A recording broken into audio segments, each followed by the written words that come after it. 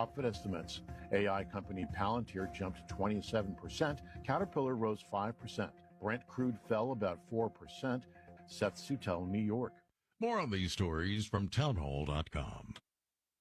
Just hearing the word IRS can make people break out in a cold sweat. No one wants to deal with the IRS, and now you don't have to. The good news is Legal Tax Defense has been successfully negotiating with the IRS for more than 15 years. It doesn't matter how much you owe, whether it's $5,000 or $5 million. You deserve the best in the business on your side, and that is Legal Tax Defense. Even if you're working with someone else and just want a second opinion, there is no cost or obligation to call. They can prevent levies, liens, wage garnishments, even file back tax returns. And the best news about Legal Tax Defense is they won't take your case unless they know they will reduce or eliminate your tax debt. Call Legal Tax Defense right now for a free, no-risk consultation. 800-292-7875. 800-292-7875. You have nothing to lose but everything to gain. 800-292-7875. This hour of News Talk STL is brought to you by Stifel,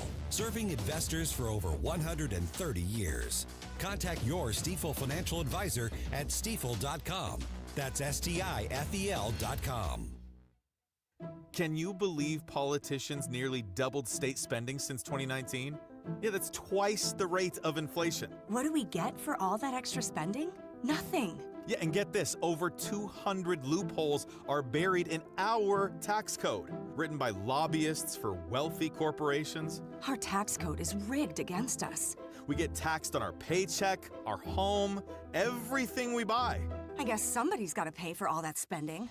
That's why we need Amendment 5. It puts politicians on a leash. Forces them to cut taxes and control spending, whether they like it or not. Amendment 5 closes the loopholes, eliminates income taxes, cuts property taxes, and gives $3,000 a year to average working families. We decide, not the politicians. Amendment 5 is the biggest tax cut in Missouri history. I'm voting yes on Amendment 5.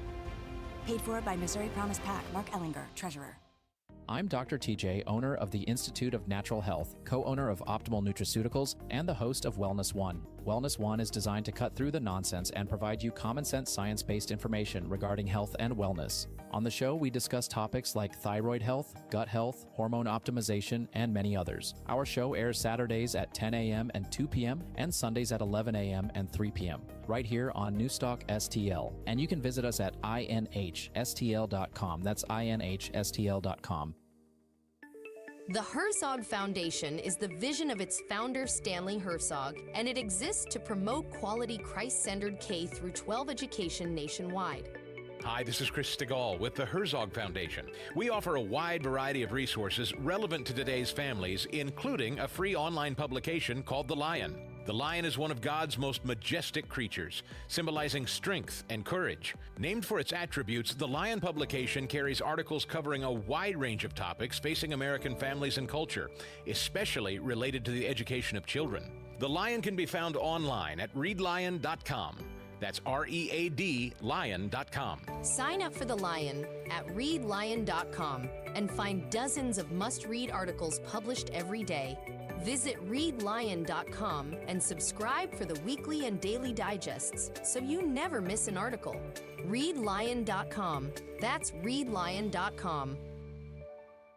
Hey, Jamie Allman here, looking for the ultimate escape? Well, welcome to Santino's, where luxury meets authenticity in a stunning 6,000 square foot destination. Browse hundreds of premium cigars in the walk-in humidor. Explore more than 700 bottles of whiskey. Whether it's their non-smoking wine room, gaming lounge with custom poker tables, it's Santino's just off Highway 55 at the Imperial exit. See them at Santino'sCigarCocktails.com. That's Santino'sCigarCocktails.com. Hunters, we are about 2 months away from turkey season. Are you ready? Hey, it's Mike Ferguson here, and if you stop by and visit my friends at Whistle Pig Outdoors, you will be.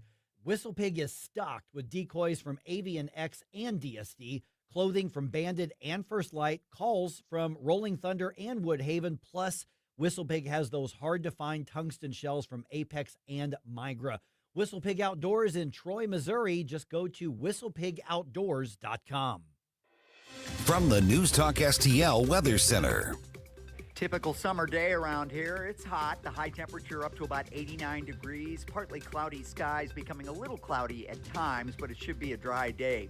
Overnight lows near 70 tonight, and then tomorrow we start to cloud up. It will be hot and humid, and we see a chance of showers and thunderstorms in the late afternoon, but especially the evening and overnight. Could even see a couple of strong storms tomorrow night. In the First Alert Weather Center, I'm meteorologist Kent Earhart. This hour of Colombo and Company brought to you by Gutter Pros. Water goes where we tell it. Call 314-656-7195 or visit them at gutterpros.com.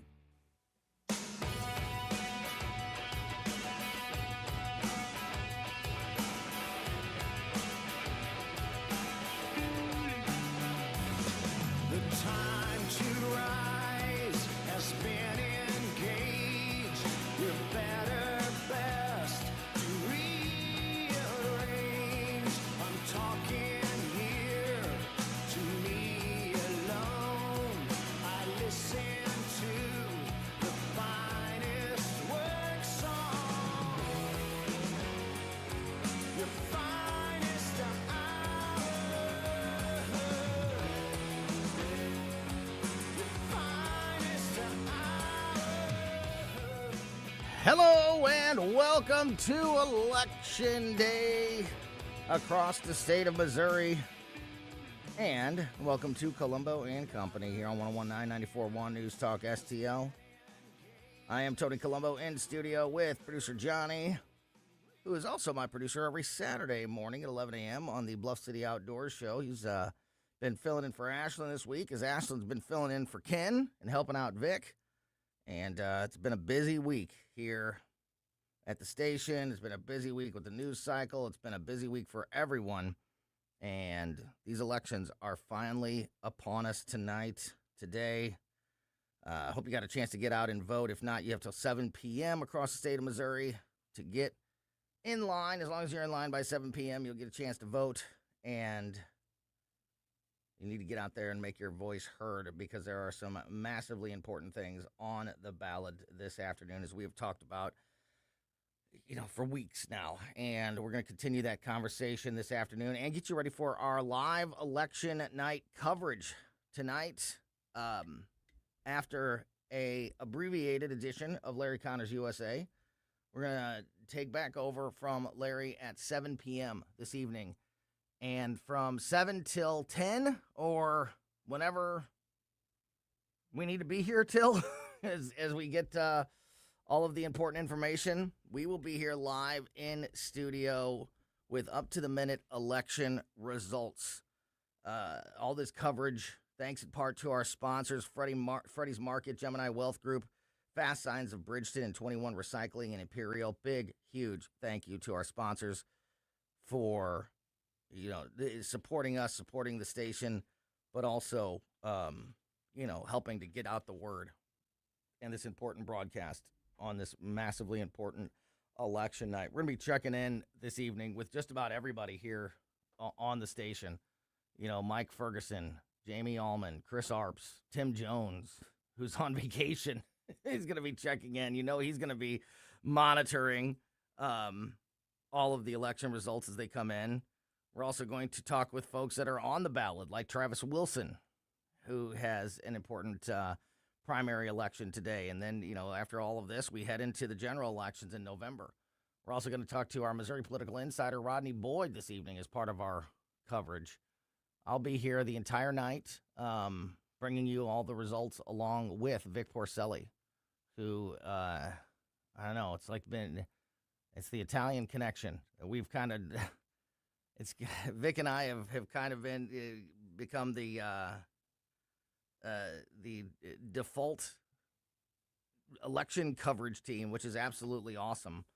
But it's so much more than just Vic and I. As I said, just about everybody from the station is going to be chiming in tonight as they monitor the situation, as they monitor the results as they come in, and help us, unpack the results and the information and the decisions that are made by voters across the St. Louis area and across the state of Missouri today.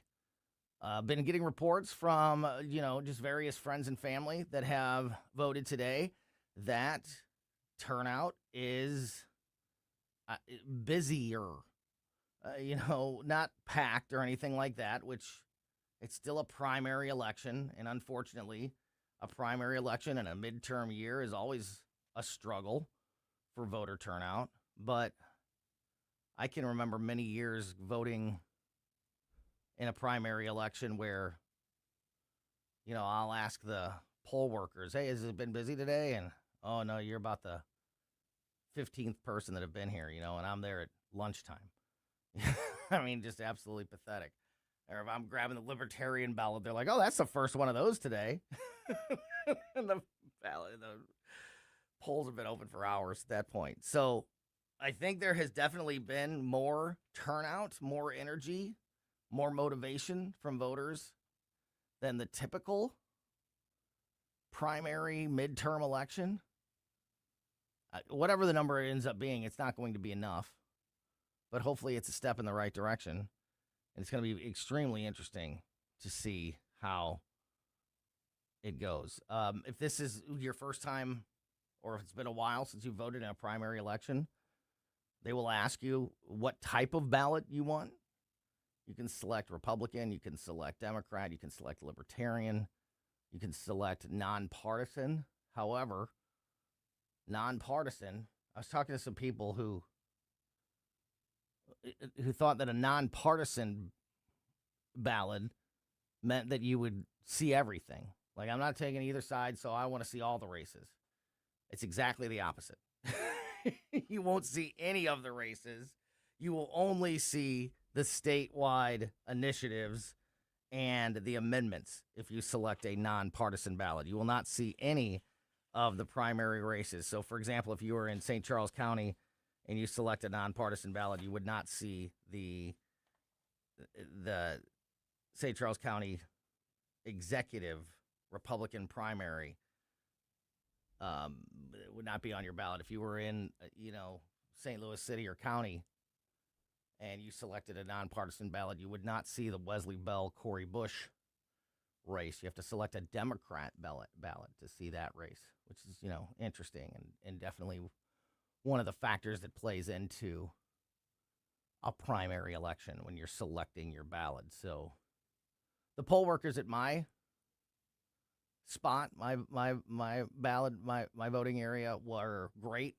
I heard them explaining that to multiple people as they were asking, selecting what ballot they were wanting, and people were asking what that means and what is a nonpartisan, and they were doing a really good job of making sure that people were getting the ballot that they truly wanted, and not going and sitting down with a ballot and thinking that you're going to be voting on some of these races, including the amendments and things like that, of course, but then not seeing them on your ballot. So make sure you make that distinction. They'll ask you, and I'm sure that it's not just my place, the poll workers, by and large. I used to, back in the old days at the old place, my original job on election days was to travel around to various election locations across the St. Louis area. If it was a general election, a presidential election, we'd hit spots in Illinois as well, all over the place. And in my dealings with, whether it be, Illinois, St. Louis County, St. Louis City, Jefferson County, St. Charles County, the poll workers, by and large, been extremely helpful and good over the years that I've experienced, at least. So that's one thing that I think Missouri does fairly well. Not perfect, but fairly well. And, of course, we've heard a lot about voter turnout in the early voting. It's a conversation we've had with multiple folks leading up to today about the strong turnout when it comes to early voting. So that could also be an indicator of some of the numbers that we are going to see tonight and some of the percentages when it comes to voter turnout and participation and things like that. So a lot is on the line, especially when we're talking about these statewide amendments. Amendment 4, as you know, to me is the most important thing. Voting yes on 4, stopping special interests from controlling the Missouri Constitution, stopping special interests from just year after year putting multiple amendments into the Constitution. State of Missouri has 129 amendments at this point. That number will grow beyond 200, maybe even beyond 300 in our lifetime if we don't put a stop to this ridiculous system and allow these special interests to continually bypass the legislative process. Yes on 4 stops a lot of that. IP reform has been something that I've been screaming about for years. It supposedly was the top priority of many Republicans in Jeff City for years. However, because the special interests are so powerful and so well funded, and not all special interests are bad, So, there are special interests that represent gun rights. But still, we don't need to have these organizations able to manipulate the Missouri Constitution the way that they have for years. So, yes on 4. The income tax situation, Amendment 5, I completely understand and agree with the concern about building the next part of that if we eliminate income tax. But I sure would like to eliminate income tax. I sure would like to have a say in the taxes that I pay more than I do now. Right now, it's just taken out before you even get a chance to look at it, before you even get a chance to see it. The money's gone. And as we've talked with our Missouri political insider, Rodney Boyd, many times over the last few weeks, the current system is just not feasible to a positive future. A change needs to be made.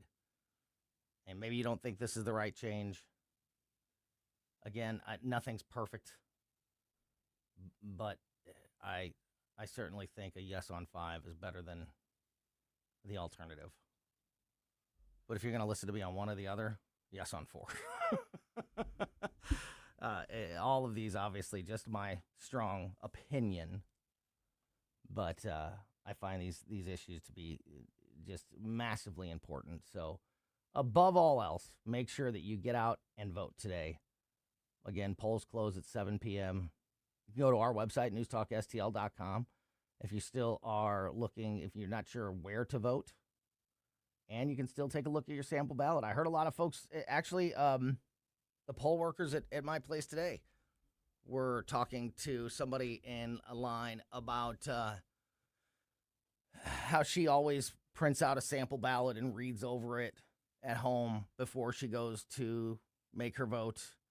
And, if she reads the ballot, and then if she has any questions about I don't know if this makes total sense to me, or I want some more information on this, she does that, her own research on those issues before heading to the ballot box. I think that's a very smart way to go. And you can still go to our website, newstalkstl.com. You can print out your sample ballot no matter where you're at in the St. Louis area. You can select various county ballots or put in your address and get make sure you get the exact ballot that you're going to get. You can also get the address to your polling place. Mine moved, which I didn't know. Luckily, it only moved like a 1/10 of a mile down the road. But I pulled into the wrong church this morning. I pulled in, and somebody else pulled in right at the same time I did, and both of us were busting U's on different sides of the parking lot and heading back out on the street and back to the new place to vote. So I made that mistake today of not just assuming I knew where to go to vote. So if you have any of those questions, you can get all that information on our website, newstalkstl.com. All right, we're going to go through a very busy day today. We're going to touch on a lot of these issues and continue to talk about the elections today. As I said, we're going to be here. I'll be back here again, along with Vic Porcelli and just about everybody else on the station. As I said, we're checking in with everybody tonight as we go through our live election coverage starting at 7 p.m. So we'll really dig into the issues. We'll also keep an eye on some of the big issues happening in other states around the country, especially, early as we're waiting for these numbers to come in Missouri. We're going to monitor what's going on around the rest of the country as well, as there are several states, including Missouri, that have big primary elections happening today. So, we don't want to miss that, and we will be here for all of that for you as we go through the evening. As we go through this afternoon, before we hand things off to the Tim Jones and Chris Harp Show at 4 o'clock, It's Tuesday, which means we're going to talk AI with Mike McCleary from Intervine. There's a Senate hearing regarding AI. Surveillance pricing using AI. Senators have a lot to learn, I think, and unpack when it comes to this. And is it ethical? Is it right? What is it?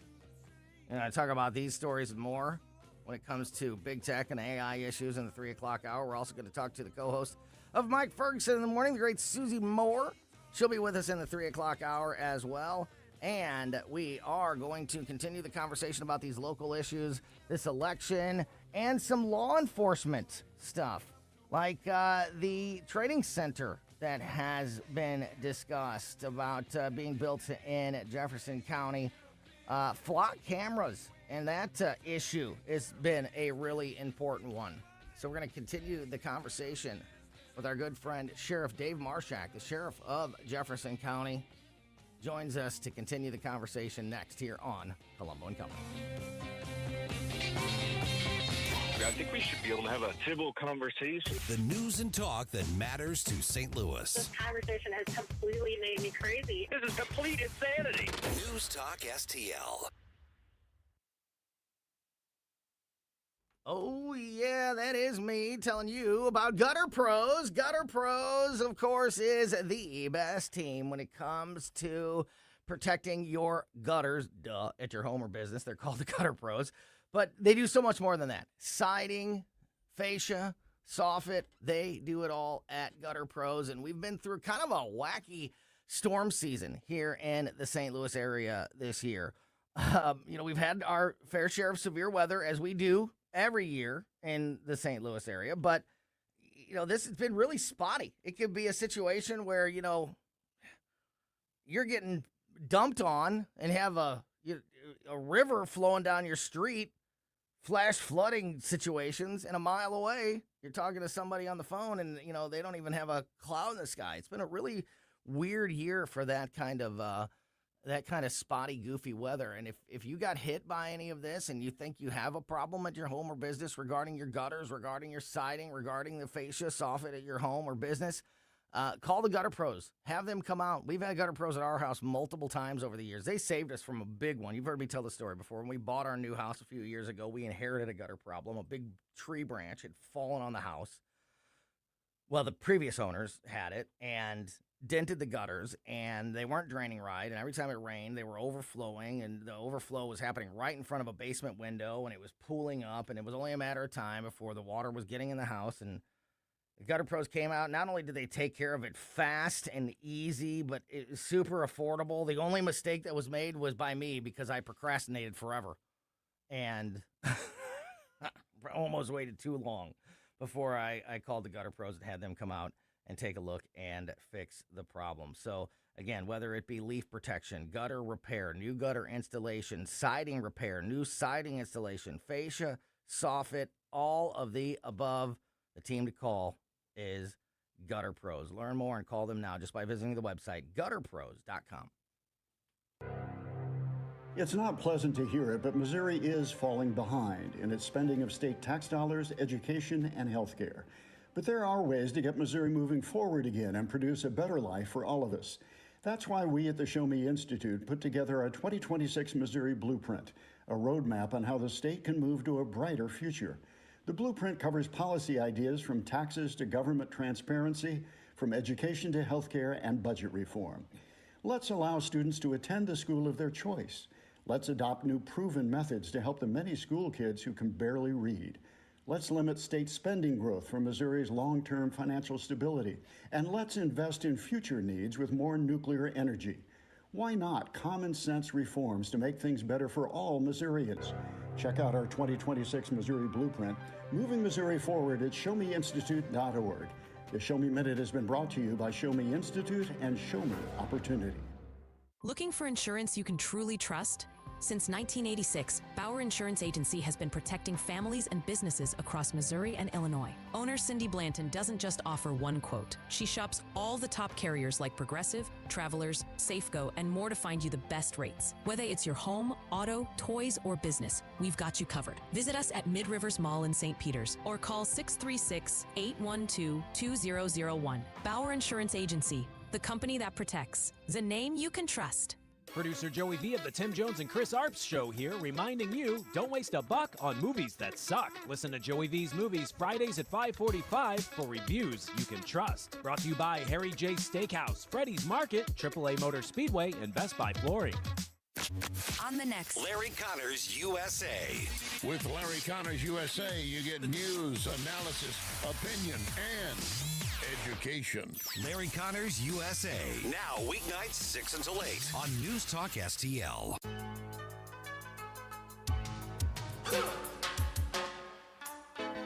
Like and subscribe to us on Rumble. News Talk STL. Well done. Well done, producer Johnny. Welcome back to Colombo and Company on 101.994.1 News Talk STL on this busy election day. As I mentioned, joining us now on the line is our good friend, the Sheriff of Jefferson County. How about that one, Sheriff? That's right. Your producer went old school. He did. Boys. I love it. I love it.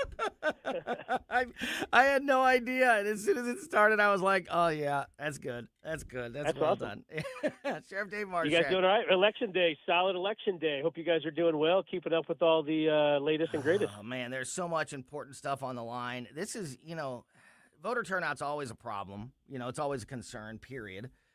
Then you have a midterm year where there's, not a presidential election, so that kind of slows things down. Now we're also talking about a primary election, which also, will cut into voter turnout. But with all that in mind, Sheriff, there's a lot of crucial things on the ballot today, and I hope that we've been talking about it, beating it, to death, because I do think it's so important over the last several weeks here. But what do you think? Has that message and that importance gotten out to the voters? For sure. I think I was on the phone earlier with our election authority just about 20 minutes ago talking about turnout. Expected to be a little bit higher, probably the low 30s. So believe it or not, for an August election, that's pretty significant. And I think that's primarily been driven by some of these constitutional amendments. Speaking to, by the way, I'm here at a poll right now working for a candidate I support. But talking to a lot of the voters here and asking questions, a lot of them were driven to the polls for some of these constitutional amendments. And so they wanted their voice heard and they wanted to weigh in. Obviously, your consistent voters always make it out in an August primary, but we're seeing some increases. And then locally in Jefferson County, by the way, this is not a Democrat stronghold and it hasn't been for 14 or 16 years. Democrats are kind of really putting a push on in our county, and I haven't seen in a long time.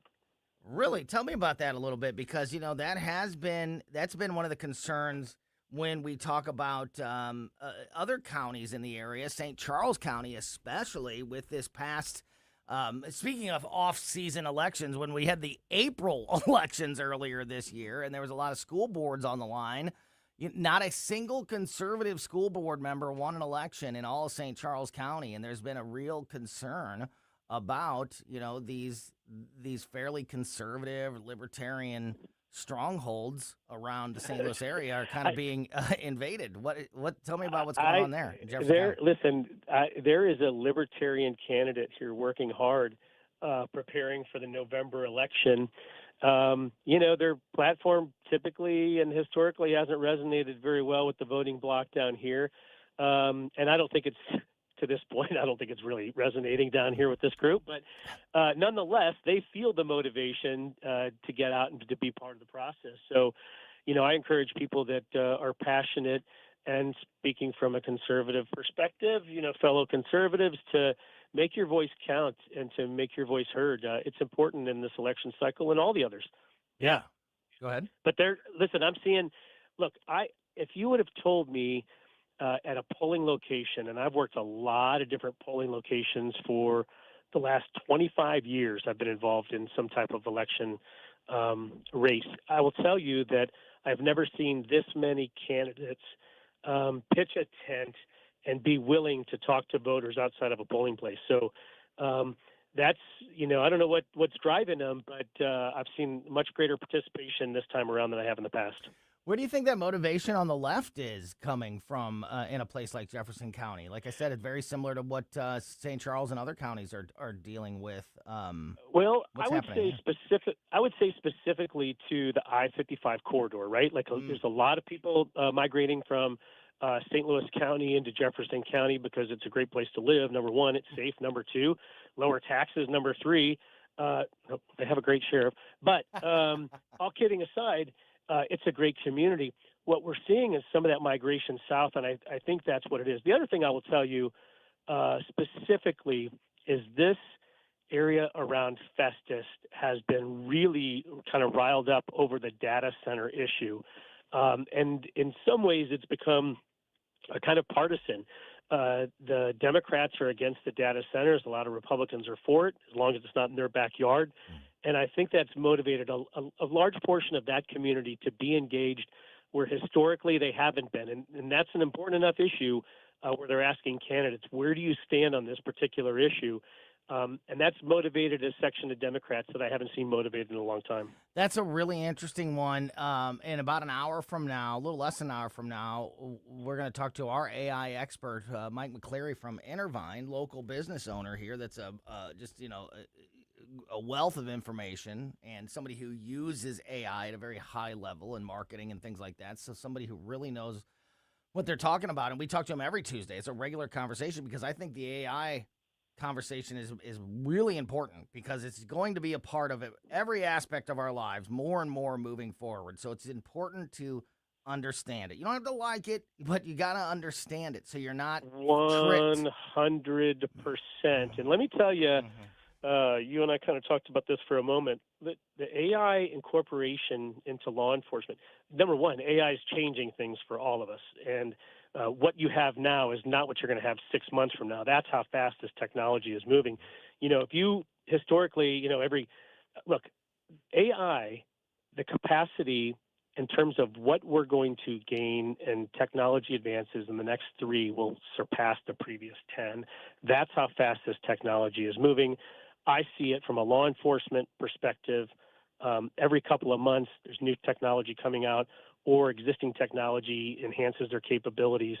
And a little of it's scary. It's amazing. So, on so many different fronts, it's changing us. Yeah, and we're talking to Sheriff David Marshak from Jefferson County. And the important thing to remember is there are certainly major concerns when it comes to AI. There's major dangers when it comes to AI, and we need to not let other people make those decisions about guidelines and how it works and identifying when something's AI. We need to lead the way when it comes to that sort of stuff. And we also need to recognize that it is here to stay. And along with those concerns that we have, there's lots of great tools. There are still things within AI, many things within AI that can help with life, with, I would imagine, law enforcement. I mean, how much are you or law enforcement around the state of Missouri looking into and trying to use AI tools to your benefit? Instead of having the conversation about the negativity of AI. It's a careful balance. Oh, I have to say big that time. because Big time. you have constitutional protections. We have to protect your privacy, and at the same time, we have to protect public safety. And there has to be a balance to do both. The danger area for law enforcement is trying to figure out what that balance is. And I will tell you, the technology that is becoming available to law enforcement is next level stuff that you had to think about. I don't even know if you could use your imagination a few years ago and think about some of the things that are happening. I know. But I approach it cautiously because, as I shared, it's moving fast. And what's happening is in law enforcement, platforms are sharing information back and forth to help law enforcement identify criminals, give them leads to help identify suspects in crimes, and that technology is amazing, but also something we should be paying attention to. And it's just trying to figure out that balance with what's out there. Yeah, and that's why I say it's so important that we not ignore the conversation and that we have the conversations, even if they are awkward and even if they are scary at sometimes. If we don't stay in the lead, if we don't stay at the forefront of the conversation of AI development, places like China will or others will, and we don't need that. That's right. Go ahead. That's right. That's 100%, Tony. I mean, the reality is, if you want to talk it from an economic perspective and global security, we have to have data centers. We have to invest in AI technology. But just like everything, too much of a good thing can be a problem. We have to have audits. We have to have checks and balances. We have to have safety measures in place. You saw a couple of the AI platforms, I think Anthropic and OpenAI had rogue systems that went out and hacked other systems. Yeah. I mean, there are some real concerns out there too. But no, I'm excited about some of the technology, but from a constitutional sheriff perspective, we have to find that balance.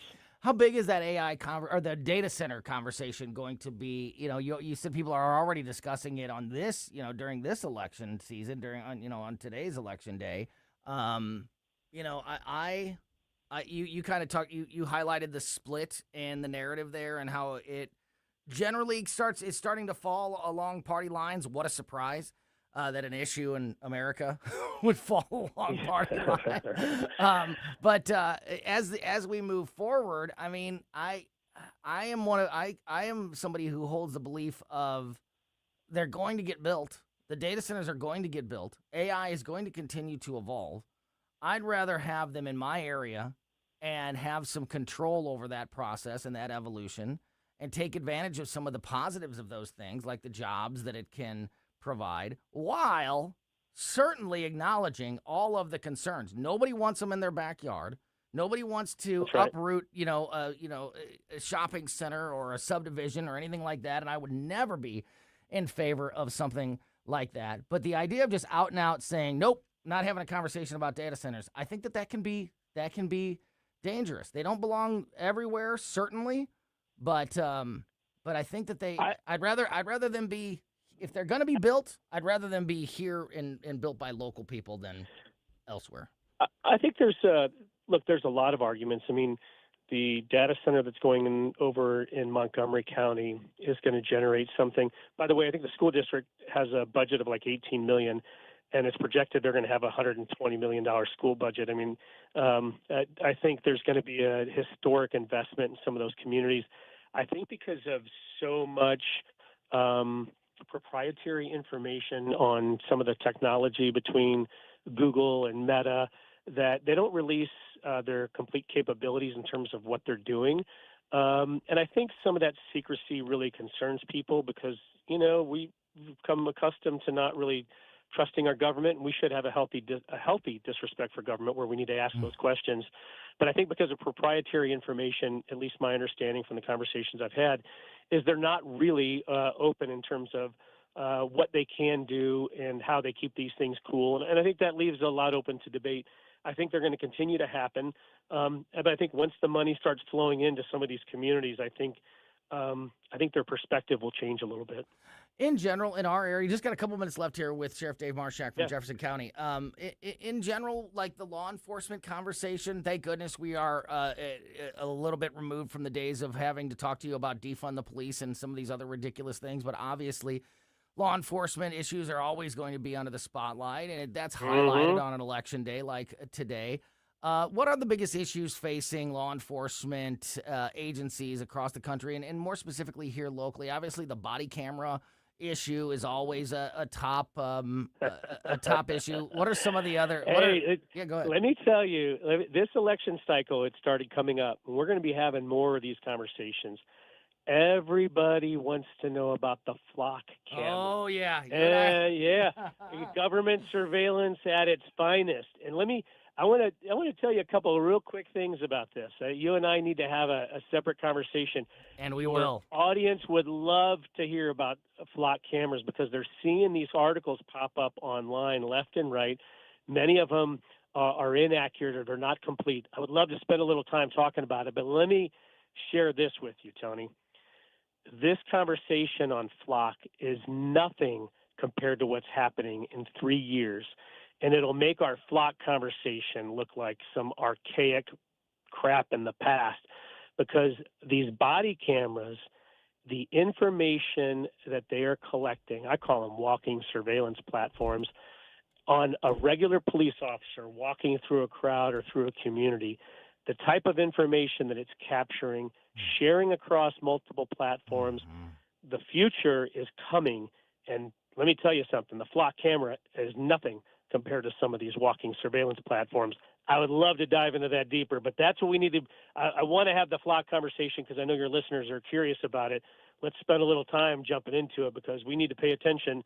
Just because government can have something doesn't mean they should use it. I think it all falls under the same umbrella, and we will definitely have that conversation, and we'll make time for it, where we have, we can really get into the weeds on this issue, and we'll do it very soon, Sheriff, because I think it is massively important, because as much of some people are surprised because I'm such a libertarian and I'm such a, personal freedoms person. I am not against the idea of body cameras or even public cameras to a very limited and regulated extent when it comes to law enforcement transparency. But what is happening, and I think this is what you were kind of touching on, and we'll dig into, in a very soon future conversation, the idea of spying and data selling. And there's a Senate hearing going on right now that we're going to talk to Mike McCleary about in the 3 o'clock hour regarding AI surveillance advertising, where they, your phone is reporting back all of your movements, and how you, and that is, that's where I absolutely draw the line, because, you don't necessarily have the right to privacy when you're out in public. So I don't mind a security camera that is there for safety purposes and, like I said, very limited and regulated instances. Certainly in my home or in my business or my vehicle or anything, that is my private space, and that's a completely different story. But unfortunately, that's just not what's happening. It's the tracking of people and the spying and the data selling that is completely unacceptable. That's right. Your local government has nothing on what a marketing company is capturing from you, either through your interconnectivity with your Apple CarPlay apps that you're using. They're all collecting data, and that is specifically designed to influence you later, whether it's through the voting process or through marketing campaigns for you to purchase different items. We don't care where you've been unless you commit a crime, and there's a distinct difference because we have checks and balances and audits. I'm much more concerned for some of the other things that are going out there that have unchecked. It's kind of the wild. I was with a Stanford computer science professor a few years ago, and I asked him what the biggest threat to us would be. What's the biggest risk? And he said, it's the Wild West. There's no rules for the amount of data and information you can collect, and that's dangerous. Yeah, it is. And that's why it's so important to have these conversations and to make people aware of what's happening out there so we can make decisions to protect ourselves moving forward. And we will definitely have a long conversation and really unpack this issue. Yeah, very, very soon. Sheriff Dave Marshak, thanks for checking in on this very busy election day. Good luck out there at the polls, and look forward to talking to you again soon, my friend. Thanks, have a great rest of your day. day. Yeah, great stuff there. The Sheriff of Jefferson County, Sheriff Dave Marshak. All right, we're going to get into that deeper AI conversation. I want to bring up some of the things that the Sheriff just touched on when we talked to Mike McCleary in the 3 o'clock hour. Also, in just about 15 minutes, we're going to talk to Susie Moore, co-host of Mike Ferguson in the Morning. Of course, Susie Moore from Red State, redstate.com as well. Before we get there, let's touch on some of the national stories of the day, including the latest coming out of Iran and some of the national reporting on the Missouri elections that is happening out there today. It's election day across the state of Missouri, and we have got you covered here on Colombo and Company on 101.9 and 94.1 News Talk STL. What you gonna do? What you gonna do when they come for you? Free speech is alive and well in America right here. It's about time somebody stood up for true American values. What this country needs is some backbone. Finally, a president who wants to make real change. 101.9 and 94.1 News Talk STL. touching on some of those issues right there, I will always be somebody that is invested in and supportive of and trying to endorse and encourage local business owners, local small businesses that hopefully grow into big businesses that can help us out in so many areas of our lives. And a perfect example of that is the team at Grasser Home Services, local team that has been handling your electrical problems and projects for a very, very long time. Also now can cover all of your plumbing needs. Grasser Home Services specializes in all electrical needs, ranging from large-scale commercial projects all the way down to simple home service needs like replacing a bad light switch, now as well as all of your plumbing needs, from fixture and pipe repairs and replacements, including garbage disposal, sump pumps, and water softeners. They do it all at Grasser Home Services. We have had Grasser in our home multiple times. When we bought our home a few years ago, we were doing some of that transitioning from, the house that was the home to the people that owned it before, to making it our home and changing light fixtures and moving some things around, some sockets and things like that. And we've had Grasser in our home for that. We've had Grasser in our home for, issues that we've had over the years. And I can tell you from all that experience that there is just nobody better when it comes to customer service, when it comes to professionalism, when it comes to the quality of work, when it comes to the affordability of the team at Grasser Home Services, a local family-owned business that is just at the top of their game. So they also offer free quotes for new projects. So if you have an electrical problem or plumbing problem or just need a quote for new work, contact Grasser now by going to callgrasser.com.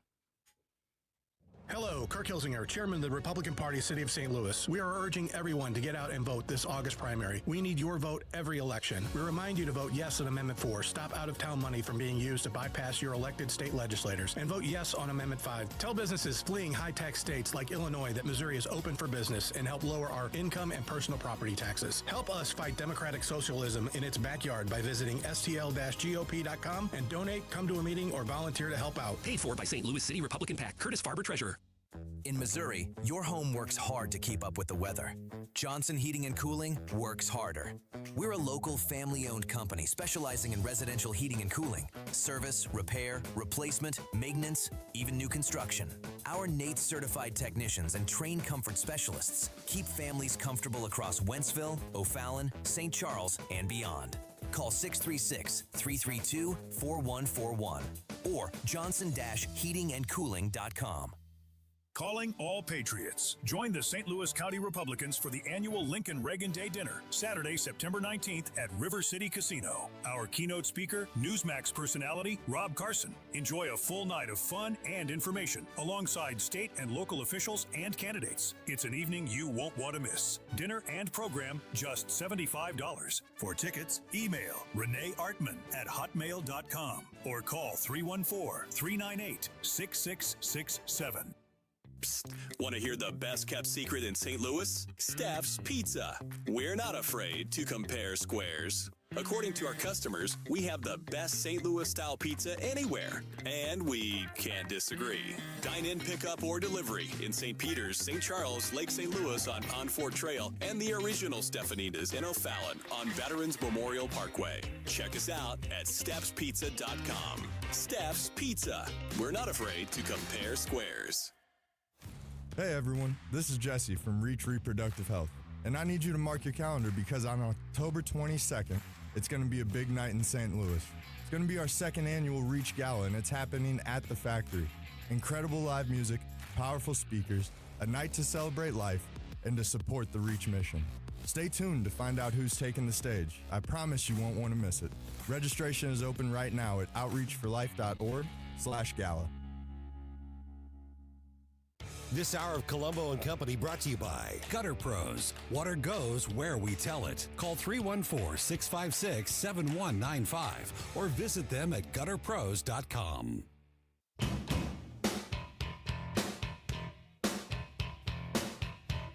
Like us on Facebook at News Talk STL.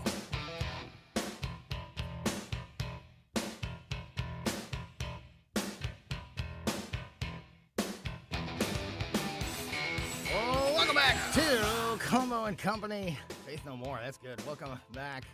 You're listening to Colombo and Company with producer Johnny in studio, filling in for Ashlyn this week, as she's been filling in for Ken Williams on the Vic Porcelli Show. Speaking of Vic Porcelli, he's going to be with me tonight for our special election coverage, 7 to 10 p.m.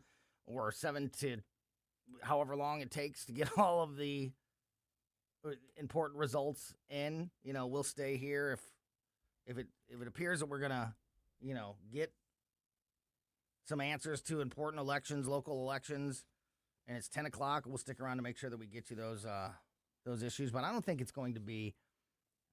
I don't know. I know that I know election results and getting them in have been a major issue across the country in recent elections, but other than a few hiccups here and there in recent elections with a county, or a particular area, the state of Missouri has done a really good job at getting election results out pretty quickly and in a timely fashion. So I'm thinking that tonight, between those hours of 7 and 10 p.m., we should have a lot of answers about the various races, congressional races, county executive races, and, of course, on the big issues like Amendments 4 and 5 and some of the other things. So it's going to be a busy night, and we're going to be here for you all evening long, live with special election coverage. Vic and I will be in studio together, and we'll be checking in with just about everybody, all of the whole team here at News Talk STL, as well as folks like Missouri political insider Rodney Boyd, Travis Wilson, who is running for state rep on the ballot today there in St. Charles. The former Mayor of Ferguson, Mayor James Knowles, is going to be a part of the broadcast tonight. It's going to be a really jam-packed show, and we're going to keep an eye on all of the important races locally. And Missouri's not the only state that is having some important primaries today. There are other states around the country that are as well, and so we'll be keeping an eye on some of those races as we go through the evening. So make sure you plan on joining us tonight for our special election coverage here on News Talk STL. It's interesting, and I'm very interested to see how this plays out. But I mentioned the national coverage of the Missouri elections, and a lot of that has been focused on Cori Bush and the Democratic primary in the city and county for Congressional District 1, which is that seat that Wesley Bell defeated Cori Bush for 2 years ago in 2024. Cori Bush is attempting to regain her seat in Congress, despite the rant she went on when she lost about how now she's free and doesn't have the restraints that Congress put on her and she can do all this great work now. Apparently she needs to get back in the game to advance her agenda, because so much for that as she is running again. And there's been, and I've mentioned in recent days and read a lot of these articles and these headlines, that are the comeback kid or the comeback attempt, and putting a lot of publicity on this race. And my question is, not being a resident of St. Louis County anymore, not being somebody who works in St. Louis City anymore, after nearly 30 years of working downtown St. Louis every single day, every radio station that I started in radio when I was 19 years old, and every radio station that I worked for until this one, including this one at the beginning, all worked. We're all located downtown St. Louis until we moved out into the county here at News Talk STL just a few years ago. And until just a few years ago, lifetime resident of North County, St. Louis County. So I am very familiar and have been throughout my life of these issues. However, over these last, 3 or 4 years since I've been in St. Charles County and have not been day-to-day impacted by these things, as I guess a bit of an outsider in that regard, I didn't know that there was an appetite for Cori Bush to return to the United States Congress. And I guess we're going to find out. Is this just something that the media is pumping up because they know that she's a bomb thrower and that every time Cori Bush opens her mouth, there's going to be news to report? They're going to have content to post on these media platforms? Because if there's one thing, look, Wesley Bell, I got plenty of disagreements with his politics, but he's not a bomb thrower.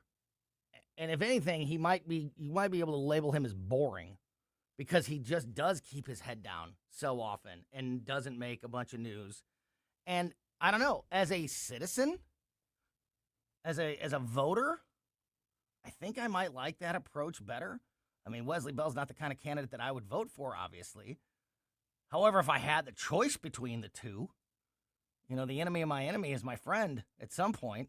So I'm going to be really interested in that race tonight and watching it unfold, along with so many others. Obviously, Amendment 4 being top of the list for me. But that's one of them that I'm going to be keeping a close eye on, and so is the national media, about, has this just kind of been created by the media, this big comeback attempt for the former squad member Cori Bush? Or is this something that voters in St. Louis City and County are actually wanting? Which, geez, if it's not already a lost cause in the city of St. Louis, I can't imagine what would be a better example of maybe that happening now. So we're going to cover all that and more, and we're going to continue the conversation next here with Susie Moore on Colombo and Company. Hey, it's Vic Porcelli. We're sitting here with our great friend, Chris Cooper. Hi, Chris. What's going on, Vic? How are you? I hear you wrote another book. This one's an e-book. Is that right? The Business Owner's Playbook for Financial Clarity. So it is a great book for entrepreneurs. It's a very short guide. Give people, business owners, the ability to understand key questions that are important, such as succession planning, legacy planning, getting the IRS out of our pockets, right? Because do you like paying taxes? I do not. I don't think anybody likes paying taxes, right? That just makes sense. And then always talking about protection. And then the other thing from a business owner perspective, what is the biggest asset a business owner has? Probably their business itself, right? We need to make sure we understand what the value of that business is as well. So this new book, I'm sure, is incredibly expensive, right? How much? No, it's a free resource. Oh, it's free. We provide guidance, we provide education, because we want to make sure people feel educated and understanding, because sometimes you don't know what questions to ask, and we need to make sure we help arm people with information to ask the right question. Reach out to Chris and Stacy today at SerenityWealthNow.com. Investment advice offered through Fortis Capital Advisors, LLC.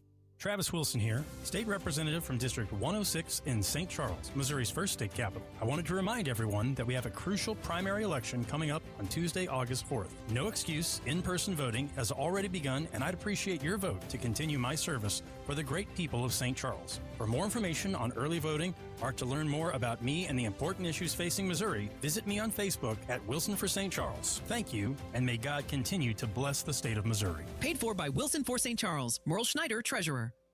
Hey, it's Susie Moore for Window World.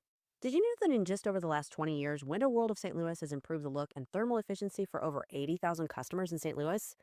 Plus, Window World windows come with a lifetime warranty that covers all parts, glass breakage, and labor. And now, Window World is offering 36 months, same as cash financing with approved credit. Call them today at 800-GET-WINDOWS for a free in-home, no-pressure estimate. That's Window World at 800-GET-WINDOWS. They're the preferred window of the St. Louis Blues. KLGY HD3 Clayton, K270BW Bellefonte, KNBS Bowling Green. This is News Talk STL at 1019, 94.1, and always streaming at newstalkstl.com. News this hour from Town Hall. I'm John Scott. The latest news is positive. Speaking with reporters, Secretary of State Marco Rubio says oil tankers are moving now through the Strait of Hormuz, but the U.S. wants to see a bigger flow. I think that there's a conversation and negotiation that we are involved in between Oman and Iran on how more ships can be able to go through there safely in the short term as we move towards these longer term talks about denuclearization. And suffice it to say, there's been progress made in those talks, but not finality yet. We're hoping that will happen very shortly. And in Washington, Treasury Secretary Scott Bessent said that the U.S. could reach a deal with Iran to completely reopen the Strait of Hormuz by August 5th, adding that this would stabilize energy prices. Voters in Michigan heading to the polls for primary elections, including a closely watched Democratic U.S. Senate contest. Michigan Democrats are choosing between moderate U.S. Representative Haley Stevens and progressive favorite Abdul El Sayed. The winner will face U.S. Representative Mike Rogers in November. Rogers is running unopposed after narrowly losing a Senate race in 2024. Speaking to reporters yesterday, President Trump was asked about today's elections. You have a communist versus a socialist. It looks like the communist is leading. We're talking about for the Democrat primary. But for the Republican, you have a very good man, and he should be able to win. I'm Marcela Sanchez. Acting Attorney General Todd Blanche has cleared a critical hurdle in his bid to be confirmed to the post after swaying Republican holdouts on a Senate committee to advance his nomination for a floor vote. The Senate Judiciary Committee voted 12 to 10 along party lines in support of the nomination of President Trump's former personal attorney. More on these stories from townhall.com. Hi, I'm Kirk Cameron. Christian Healthcare Ministries is not another health insurance policy. If you're tired of year-long contracts and pointless restrictions, CHM offers anytime enrollment on your schedule and at your convenience. With CHM, you're paying half the cost of a traditional health insurance plan. So that puts more money back into your budget for everyday needs. Plus, you'll have access to CHM's care solutions for virtual appointments, prescription savings, surgery support, and more. My family and I joined in 2018, and it's changed our lives for the better. We love paying way less while helping other believers afford their medical bills. Take the leap of faith and see why Christians across the nation are better with CHM. Get started by calling 1-833-JOIN-CHM and use promo code WELLNESS for a 50% credit towards your first month. That's 1-833-JOIN-CHM and use promo. From the News Talk STL Weather Center. Typical summer day around here. It's hot. The high temperature up to about 89 degrees. Partly cloudy skies, becoming a little cloudy at times, but it should be a dry day. Overnight lows near 70 tonight, and then tomorrow we start to cloud up. It will be hot and humid, and we see a chance of showers and thunderstorms in the late afternoon, but especially the evening and overnight. Could even see a couple of strong storms tomorrow night. In the First Alert Weather Center, I'm meteorologist Kent Earhart. This hour of News Talk STL brought to you by Chris Cooper and Serenity Wealth Management. Business owners, download your free playbook for financial clarity at SerenityWealthBiz.com. That's SerenityWealthBiz.com. All the information I need on the drive to work. Mike Ferguson in the morning. I keep it on throughout the day, whether it's local, national, or something big that's happening overseas. News, analysis, and opinion. St. Louis is number one for conservative talk. News Talk STL.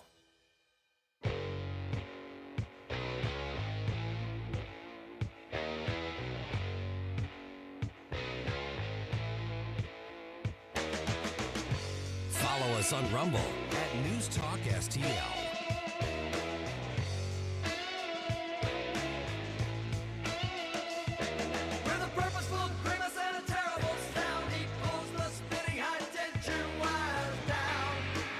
Welcome back to Colombo & Company on 101.9 News Talk STL. One more hour to go before we hand you off to the Tim Jones and Chris Arp show at 4 o'clock. Then don't forget, I'll be back tonight at 7 along with Vic Porcelli for live election coverage here on this really important election day across the state of Missouri. Getting more and more reports from various folks out in the field. My buddy Mike Marfell, co-host of the Bluff City Outdoors Show. Producer Johnny's in studio with me today, speaking of the Bluff City Outdoors Show every Saturday morning, 11 a.m. here on News Talk STL. He said that he had a pretty crowded polling place this morning. So we're hearing a lot of that. You know, it's not like there's long lines. I mean, it's a primary in a midterm year.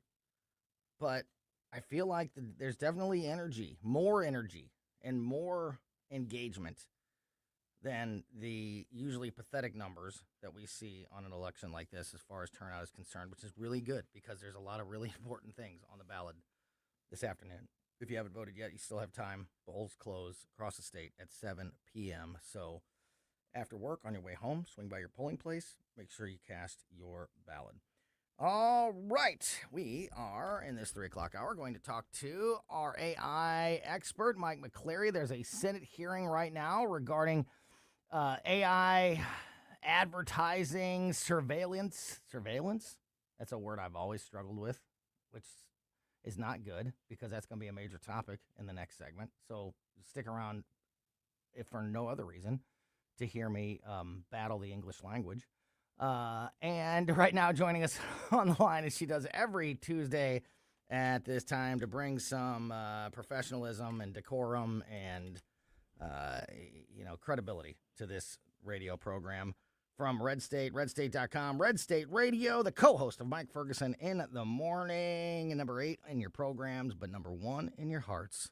Susie Moore is with us. Hello, Susie. Hey, I didn't know I was going to have to bring decorum to this deal. Somebody has to, and believe me, it ain't me. Nobody gave me that memo. Do you have any words that you struggle with? My wife can't say cinnamon, and I can't say surveillance. Did I just say it? Okay.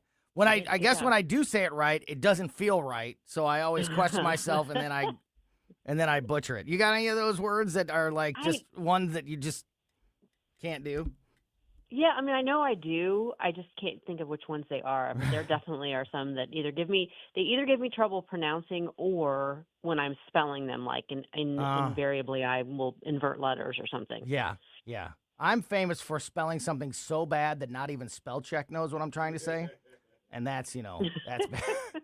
I always just think, hey, listen, I'm just going to give it my best shot, and then I'll let spell check clean it up. And then when spell check doesn't, and it gives me like 3 or 4 options that aren't the word that I'm trying to say, it's like, oh, boy, that's a bad one. Yeah. Yeah. Surveillance has always been a bad one for me, and my wife always adds an extra syllable at the end of cinnamon. She says cinnamon. Gotcha. Cinnamon.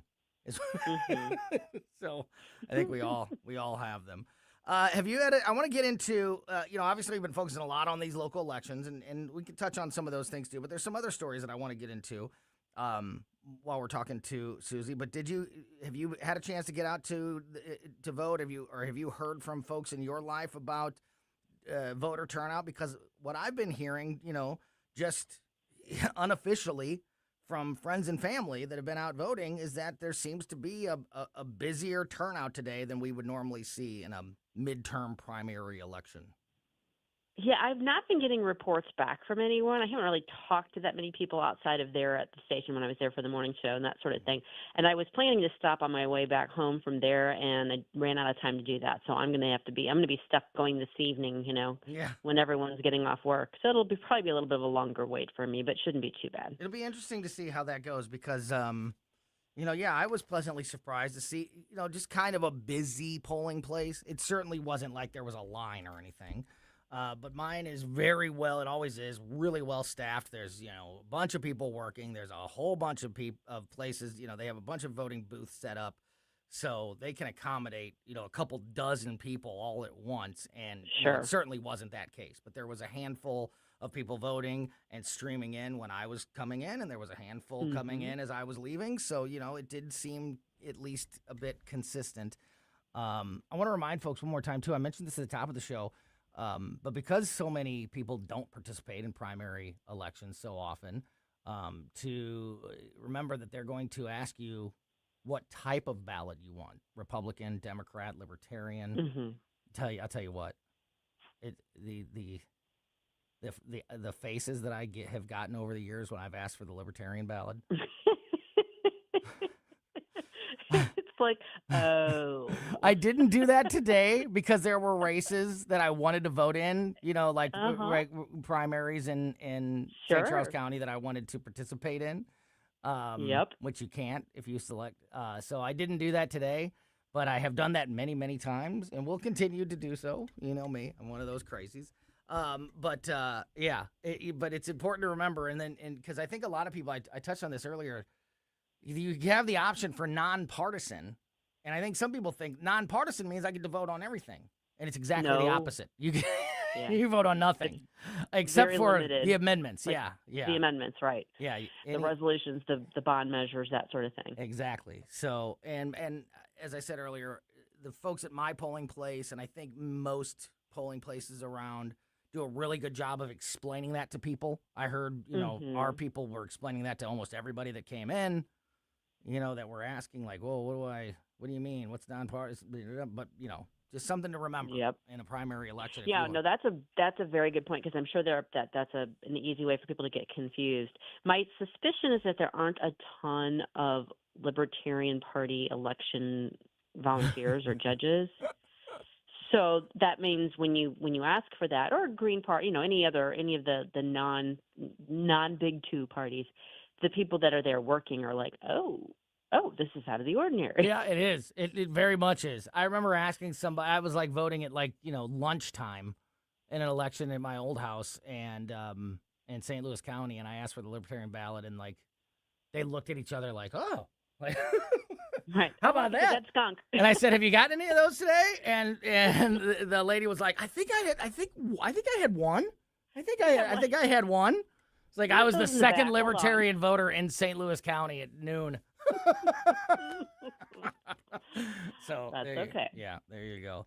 Talking to Susie Moore from RedState.com, of course, the co-host Mike Ferguson in the morning, every weekday morning here on News Talk STL. I want to touch on some of the other big issues, national stories that are happening, including the continued fallout from Anthony Fauci last week. You're a legal expert. Have you ever seen anything quite like the performance we saw with the 111 times pleading the fifth and the lawyer trying to get involved?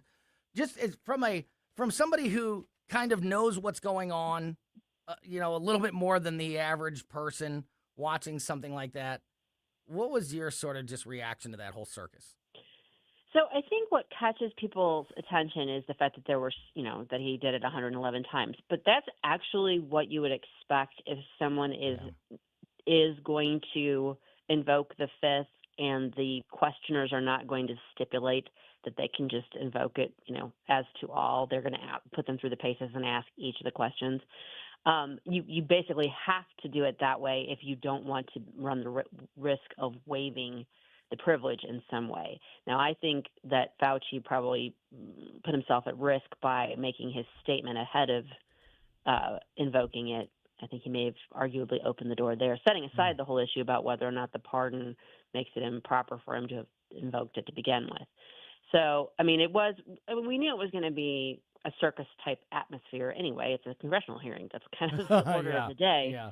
The lawyer trying to jump in was a little odd. And, as somebody's attorney, there may be times when you do need to break in and make a statement for the record. But it seemed like this guy was trying to do a little bit more than that. And he got, escorted out of the room for his trouble. Yeah. It's going to be really interesting to watch the from a legal beagle nerd perspective to watch how that all unfolds, because there's a couple of different legal issues raised there, and they're not necessarily ones that have clear-cut answers or that have been highly litigated. So that's exactly what I wanted to ask you about, because, as we've all reacted to this, and as the outcry has been from many people to not let Fauci get away with this and to force some accountability or at least some answers from him. Ideas like you just touched on, the idea of, because of the pardon, you aren't granted the same type of Fifth Amendment right as another person might when they're on trial. There's also been the idea of a contempt of Congress route for folks. Can you kind of explain that Fifth Amendment one a little bit? And also, what do you just think about the chances of there being a viable next step for people that still want to try to pin Fauci down to some answers and some accountability? Sure. So, we have the Fifth Amendment right. It's ensured by the Bill of Rights. It's not granted to us. It's part of what we, have secured and basically set up the Constitution to preserve and protect. You have that right. But the point is, you have it to avoid, potentially incriminating yourself, putting yourself in criminal legal jeopardy. If you've already been granted a pardon, in theory, you are no longer in criminal legal jeopardy or at risk of it, and therefore there's no basis on which to invoke it. Now, there are some issues there. First and foremost, and the one that stands out the most to me, is that pardon is good for federal criminal charges. Yeah. It doesn't apply to potential state criminal charges. And we've already seen Florida and Louisiana, and I think maybe even Missouri, hint at perhaps pursuing criminal action against Anthony Fauci at the state level. Well, he's not pardoned for that. So he's going to turn around and argue, well, look, they're coming after me at the state level, so I had every right to stand on my Fifth Amendment right. And he may have the better argument there. But the other thing, now I forgot what the other part of the question was. Contempt of Congress. Contempt of Congress. Is that a legitimate path forward in your opinion? It could be because he was under obligation to testify. He proceeded to give his little opening screed where he was basically saying, "Poor me, Rand Paul's mean to me. I've always cooperated with Congress." So I think there's an argument that he perhaps waived his right by making those statements, and then the fact that it's questionable. I mean, certainly he's not in potential legal jeopardy for anything related to federal criminal charges for anything up to the point of his pardon between 2014 and that pardon. So there's an argument that he shouldn't have invoked the Fifth as to any questions related to that time frame with regard to potential federal, criminal jeopardy. So it's going to be really fascinating to see how that all plays out. It's going to end up in courts. The question is which courts. Presumably the D.C. district court is where it will start out. I don't know who it'll end up in front of. With our luck, it'll be Jeb Boasberg. So, just to make it even more of a circus. This guy, he always finds a way into the conversation. He sure does. Yeah. Everything funnels through Judge Boasberg's court. One of the other things, and this is a couple days old, and something that I just haven't had a chance to talk about yet, and a perfect day to talk about it with Susie on the line. Another proposal that I saw put forward by Republicans was a lifetime ban from federal government work under a new bill following his hearing. A House GOP proposal would bar Dr. Anthony Fauci from working for the federal government again after his dramatic hearing on Capitol Hill last week. Fauci appeared before the Senate committee. We all know all that stuff. Invoked the Fifth Amendment over 100 times.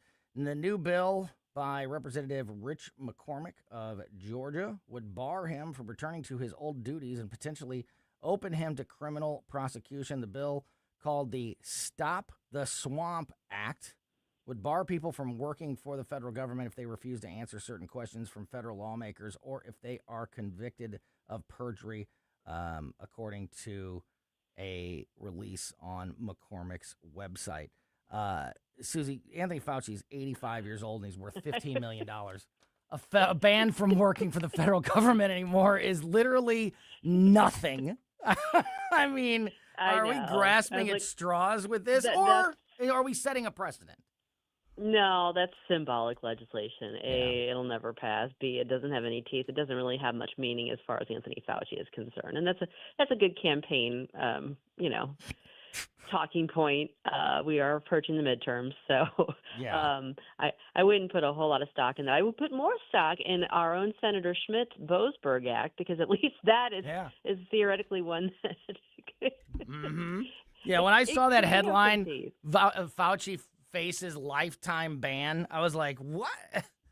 He's 85. Am I supposed to be happy about this? 85? And I looked it up according to, various net worth websites, however accurate those are, I don't know, but looks like he's, like, the general consensus is around $15 million is his net worth. Yeah. So 85 years old, he's worth millions. I don't think he needs to worry about his, going back to work for the federal government. Well, and he's obviously learned his lesson that if he does, everything he says and writes on it's going to be preserved for future scrutiny, which, hello, dummy. I'm sorry. Like, I get that he felt like he would probably want to write a book after, so there was some need to take notes, but if it didn't occur to him at all that doing so on government equipment was going to subject that to later review, then I think it just goes to show you just how much confidence he had and just how much, self-importance he had, that he was documenting, true history and one of the, becoming one of the most pivotal figures in American history. I think he just really was feeling himself. I mean, when you read some of those diaries, quite clear. Yeah, exactly. Hey, one more quick one I wanted to touch on because I just find this really interesting. Capitol Hill staffers have a new tool. Did you see this? Do you know where I'm going with this? I did. Have a new tool. I think it's an app where there's a way that this app remains anonymous but verified, which, there's always, I'm always a little bit suspicious of those things, but that's what it claims, and I think that this is a good thing. It was created by either a former or current other congressional staffer, and it's basically a way, and I know folks, some folks that are friends of ours and regulars on the radio station, folks like Nate Lucas, who work, for Representative Eric Burleson, and others that we, that have gone, to Washington, D.C. and work for various senators or congresspeople. It's a really unique and chaotic world there. And a lot of these staffers are, you just kind of fighting for your life to get a solid gig and to get your career on track and all of these things. And sometimes you just kind of end up where you end up because, you just got to take the jobs that are available. And as you can imagine, there are some congressmen and senators that are a little bit better to work for than others. And sometimes it can be an absolute nightmare. And there's not really any way for these staffers to really know besides just sort of word of mouth, and conversations on Capitol Hill. So this guy created an app that's called The Scoop, and it was launched on July 20th, so just a couple weeks ago, and it ranks, and it's all the only people that can provide information to this app are verified congressional staffers. So these are people that are actually working in the system. And it ranks like who are the best politicians, national politicians to work for. And just an example here, just a real quick example. So the top 5 congressional offices to work in, 3 of them are Republican and 2 of them are Democrat offices. So, pretty even. When you look at the top 5 worst, when you calculate all of Congress and the United States Senate, the worst offices are all Democratic offices. Eric Schmidt is one of the ones that's on the list of the highest, which I thought was really cool. But, and the names are, a lot of the names on this list are just not like everyday household names, so it's not worth reading them all. But I found it very interesting that, like, at the top, it was pretty split. But at the bottom, the worst people to work for was dominated by the left. Doesn't surprise me, it was all, but I think it's cool. The Democrats. Yeah, I think that's a really good peek behind the curtain at what it's like on Capitol Hill. What do you make of all that? Well, we live in the conservative ecosphere, media ecosphere. I do. So the anecdotal stuff I hear tends to favor the conservative side of things, the Republican side of things, but that is consistent with, whispers I've heard along the way and over the years. So I don't it wasn't terribly surprising to me that Chris Van Hollen was on the lower down list. Yeah, he Chris Van Hollen. He'd be a pain to work with, Yeah. And it doesn't surprise me that Senator Schmidt's on one of the better ones. That's consistent with what I know, what my experience has been.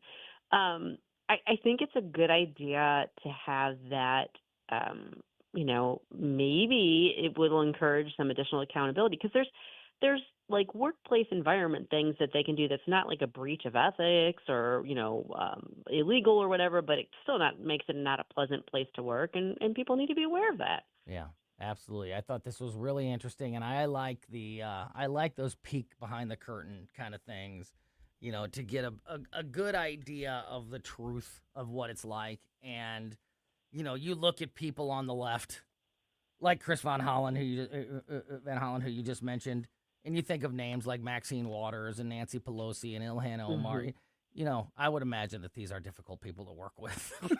And that doesn't mean that there's no shortage of that on the right either. Certainly. I'm sure there is. But, but obviously, these are the people that are living that life every day. And it's pretty one-sided when it comes to who has the favorable rankings and who doesn't. Really interesting stuff. Susie Moore from Red State, redstate.com, Red State Radio, which you can hear every Sunday morning at 4 p.m. here on News Talk STL, and, of course, every weekday morning with Mike Ferguson as part of Mike Ferguson in the morning here on News Talk STL. Great conversation. Great stuff as always, my friend. Really appreciate it. Have a great rest of your day, and we will talk to you again soon. Thanks, Tony. You too. Great stuff there from Susie Moore. All right, as we get ready for our election coverage tonight, 7 to 10 p.m., live up-to-the-minute election results all night here on News Talk STL. Got a little bit more to go here on Cullomo and Company before we hand it off to the Tim Jones and Chris Arms Show at 4 o'clock. In the 2 o'clock hour, we talked to Sheriff Dave Marshak, the sheriff of Jefferson County, about these elections and some of the big issues coming up, including the big data center issue that is, having an influence on voters all across the area. There's a big announcement about a data center in St. Louis. It's been a big issue on the in the conversation when it comes to county executive in St. Charles and some of these other races. We're going to be joined by our big tech AI expert, Mike McCleary from Intervine, to dig into these issues and more next. This app is absolutely fantastic. Yes, I listen on my phone. If you have a phone, You have a radio. It is awesome. Download the all-new News Talk STL app. and listen anytime. Anywhere. Fox News commentary with Brian Kilmeade next. My name is Whitney Allen, and I'm a widow. My husband, Ryan, died. We never thought we'd ever have to use life insurance, but the unexpected happened. With Ethos, signing up was fast and 100% online. You can get a quote in seconds, apply in minutes, and get same-day coverage. No medical exams, and you can get up to $3 million worth of coverage. I'm grateful we were prepared. Get your free quote at ethos.com/term. That's ethos.com/term. Paid spokesperson. Time spent on application may vary. Online health questions required. Here's Brian Kilmeade. Anthony Fauci's 1,100-page diary revealed this fraud lied, enriched himself, extended the pain of the pandemic while receiving rock-star treatment from the media and Hollywood for his leadership. He contradicted almost everything he claimed to be true about COVID, all while leading the government's charge of protecting Americans during the pandemic. His diary entry shows he privately confronted other possibilities about the virus's origin, even calling the market just an amplifier. He knew it came from the lab. He publicly denied reasonability for shutting down schools and states. And remember when Fauci told you that if you were fully vaccinated, you didn't have to wear a mask? He admitted in his diary that even vaccinated people were still getting COVID. We knew that. I don't know why I'm surprised, frankly. This is the man that told us to stand 6 feet apart, then told us there was no evidence you should stand 6 feet apart. For more commentary like this, go to foxnewspodcast.com. Hey, it's Mike Ferguson. Mario's Donut Restaurant, that's your place to go for breakfast, lunch, and dinner. From mouth-watering sandwiches, omelets, delicious gyros, and Mexican dishes, to their revamped menu with cannolis, tiramisu, baklava, and danishes. And don't forget those famous donuts. Dine in or carry out, Mario's friendly staff is ready to serve you with love and care. Mention News Talk STL when you visit, or just visit mariosdonutrestaurant.com.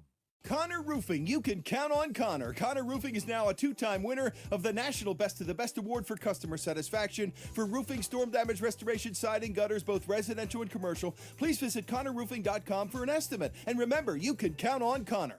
Tonight, Missouri decides 2026. all the results and reactions from the Missouri State Primary. You have to get out and vote. From the voices you know and trust in St. Louis for election night coverage. Amendment 4. Amendment 5. County executives. Coverage begins tonight at 7 on St. Louis's conservative voice. Right here. News Talk STL. Brought to you by Fast Signs in Bridgeton, 21 Recycling in House Springs, Gemini Wealth Group, and Freddy's Market. Your trees do a lot for you. Shade, beauty, curb appeal, but are they safe?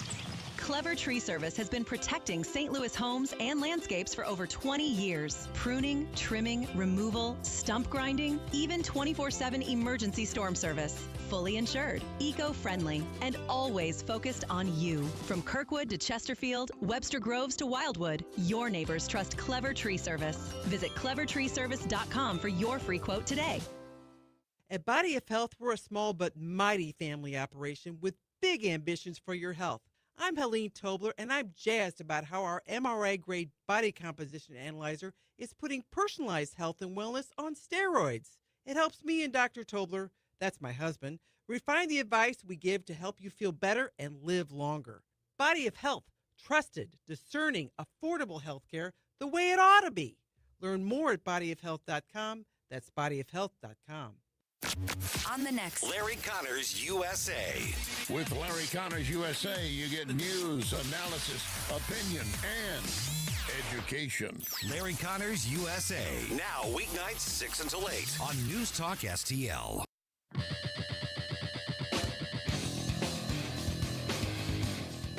Follow us on Rumble at News Talk STL. Play that urge stuff. Welcome back to Colombo and Company on 101.9 94.1 News Talk STL.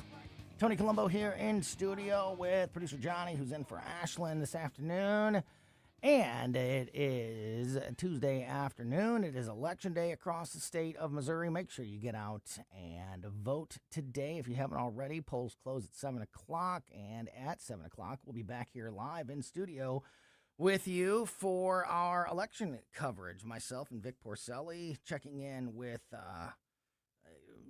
several of the folks here at News Talk STL and some of the other folks around the area involved in these elections. We're going to be all over it and bringing you up to the minute election results as we go through the night, so make sure you join us for that.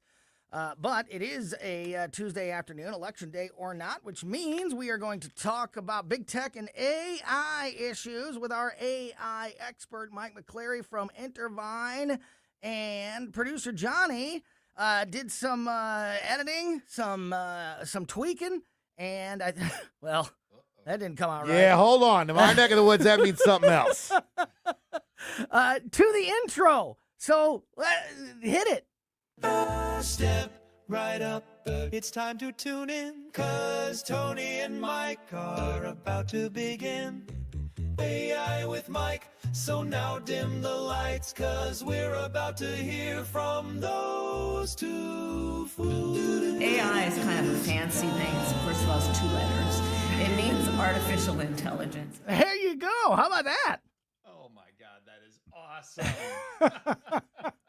Hey, the perfect example of an AI creation added with the skills of a talented human being to make the perfect piece It goes of to content. show you can never just let AI do the job. Exactly. You always got to come in and clean up something. Exactly. It's a tool. It's not the one doing the job for you. That was good, Mike. Woo. Awesome. I love it. Yeah, What I is think we're AI going to again? lock that one in there. What's that? What is AI again? It's 2 letters. It's 2 letters. AI stands for artificial intelligence. AI is kind of a fancy thing. First of all, it's 2 letters. It means artificial intelligence. It's kind of a fancy thing. What else would it be if it wasn't 2 letters? That was. Where is the disconnect there? Like AI, that's 2 letters. For those of you. Yeah. Why did she feel necessary to make that clarification?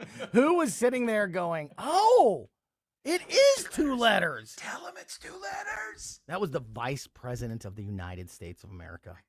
Oh man, could have been our president, right? Oh, I know, right? Dangerously close. Yeah, wild. And we've come a long way since that ridiculous statement with AI development and evolution across the country and right here in our area. I don't know if you got a chance to hear the conversation in the 2 o'clock hour, Mike, but I didn't. It was with Sheriff Dave Marshak, the sheriff of Jefferson County. We were talking about some of the issues on the ballot today, and we also he's got very strong opinions on the flock cameras, which is a big part of the AI conversation, or at least AI tools being used in these flock cameras that could be tracking facial recognition or patterns for, people's movements and things like this. And he also talked about body cameras and how that issue, and he's a transparency guy. But he was raising some concerns, and we're going to have him back on soon because we need time. As you know, you can't talk about these issues in 5 minutes. You need time to dig into these really important issues, and we're going to have him back on. But he was talking about, body cameras in many cases are not necessarily just there for law enforcement transparency, which is what I want them to be there for. But, the government can use the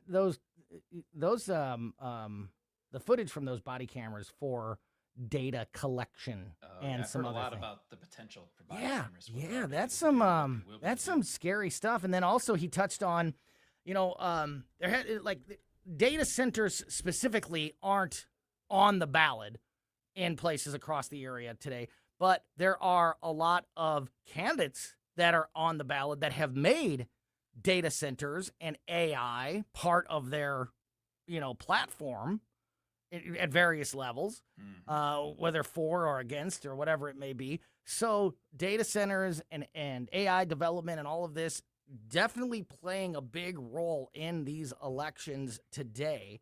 I wanted to start with St. Louis, the city of St. Louis, approving a conditional use permit, for a massive $3 billion midtown data center. There's that word. There at the Armory, the famous bar warehouse. I think everybody, that's from St. Louis is aware of that, right along Highway 40 there in Midtown. Big, massive space that's been empty for as long as for decades at this point, by and large, at least. And it looks like there could be, that at least the city took its first steps at maybe using that area for a data center. Can you tell us what we know about this issue and any of the concerns, or or even some of the the pros, the cons and the pros for this I'll tell you data what, center in the city? I don't say this often about the city of St. Louis politics, but they have done a lot of things right on this. And I think that this could be looked at as a model for what other communities could do who have concerns. And I'm actually saying this completely seriously as well, because what they've done is they have taken all of the concerns you hear all these communities have about whether, it's drawing down our power grids or our electricity is going to go up, sucking up and getting rid of all of our water. The noise is going to be, a hindrance and pollution. We may have all of these generators out there. We're not going to see the money, all the jobs. And they pretty much went down a checklist and said, okay, those are your concerns. We're going to take care of them.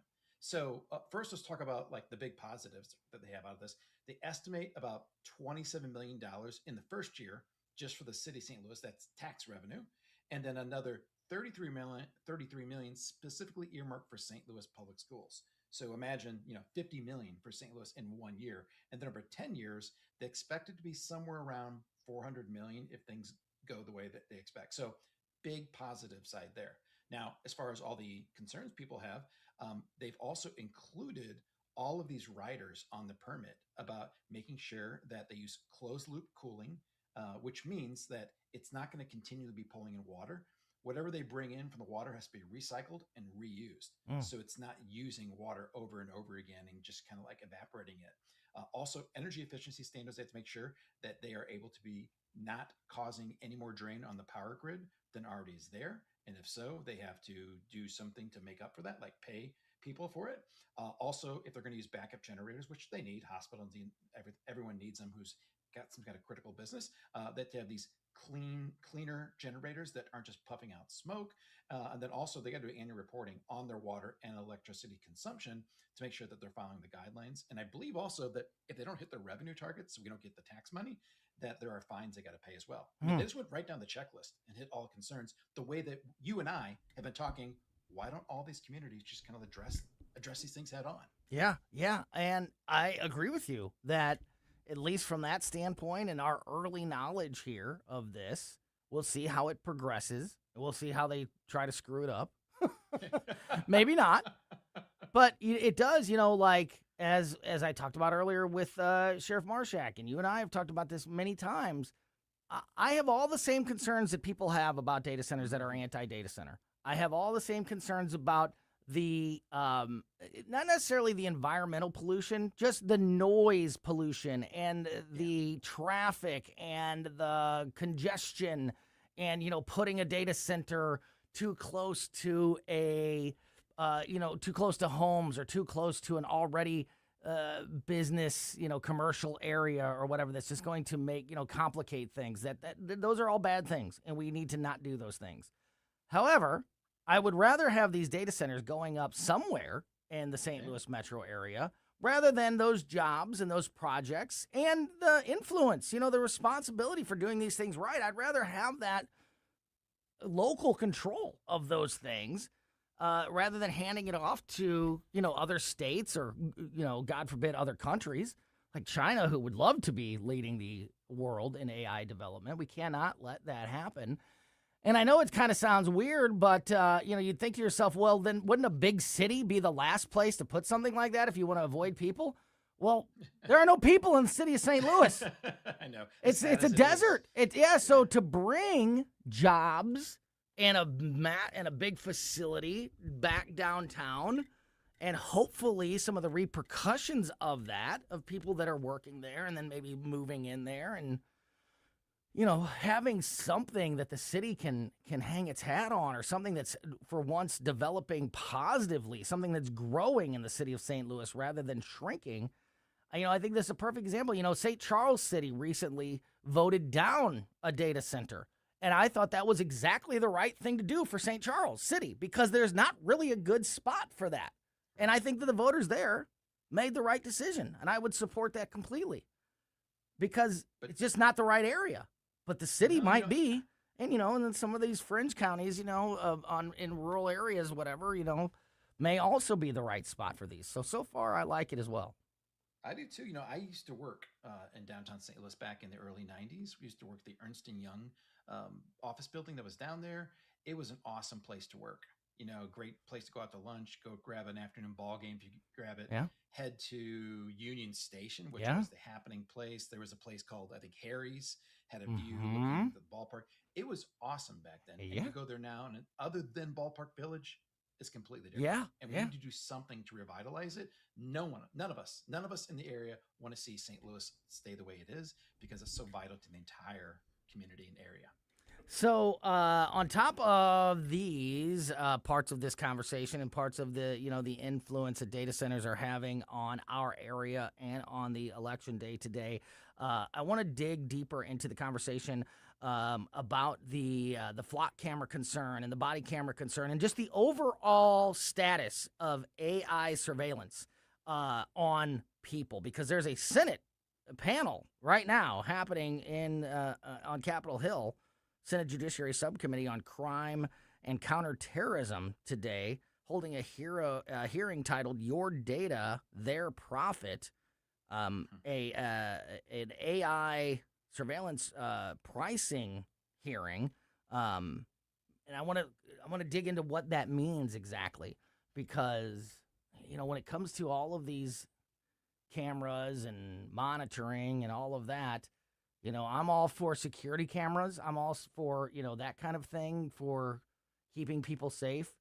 But all these cameras, in many cases, are being used for spying and data collection and some things that are not things that I would be supportive of in any way. So I want to dig into that issue and more as we continue with Mike McCleary, our big tech AI expert here on Colombo & Company. Don't forget about Mike's company, Intervine, local family-owned business that makes the best flashlights, lanterns, and headlamps available on the market. They are the best products. We have an AI flashlight, or an Intervine, sorry.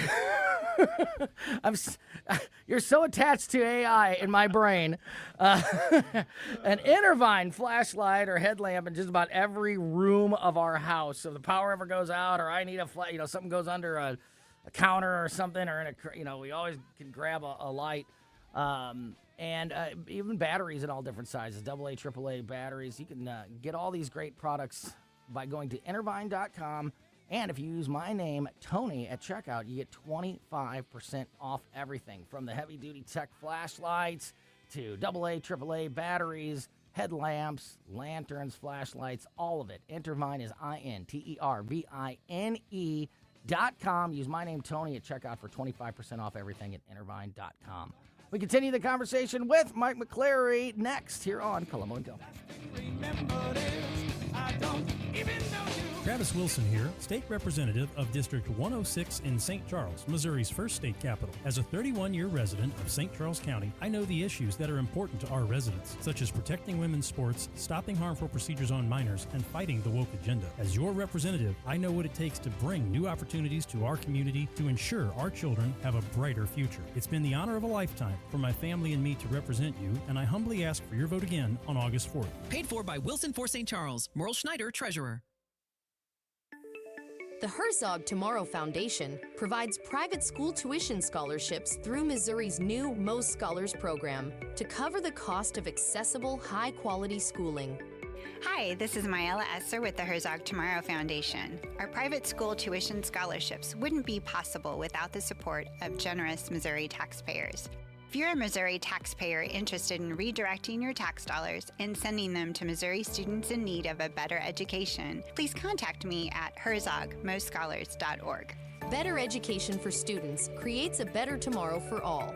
Learn how you can help provide a better education for Missouri students at herzogmostscholars.org. That's herzogmostscholars.org. Also, sign up for The Lion, an initiative of the Herzog Foundation that carries articles covering a wide range of issues facing American families and culture. herzogfoundation.com. That's herzogfoundation.com. Oh, Hank, what a wonderful spider web you have built for us. I love this fabulous space we have right here in the corner of the kitchen. Thanks, Charlotte. I think I'll build us a vacation web in the coat closet. Oh, no. It's the pest control company again with those green wheels. They always kill the mood. This is Derek, the owner of All Solutions Pest Control. Give us a call today at 636-486-7888. We'd love to help you out. Learn more about our special $67 offer. You can visit us online at allsolutionspestcontrol.com. If a pest-free home is your goal, call All Solutions Pest Control.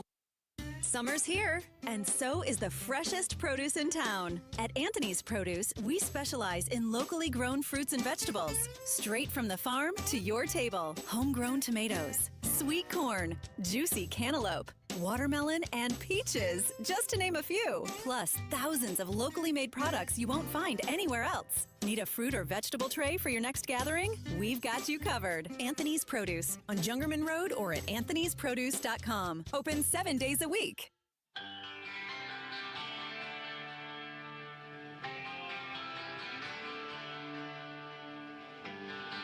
This is News Talk STL at 1019, 941, 991 HD3 and newstalkstl.com.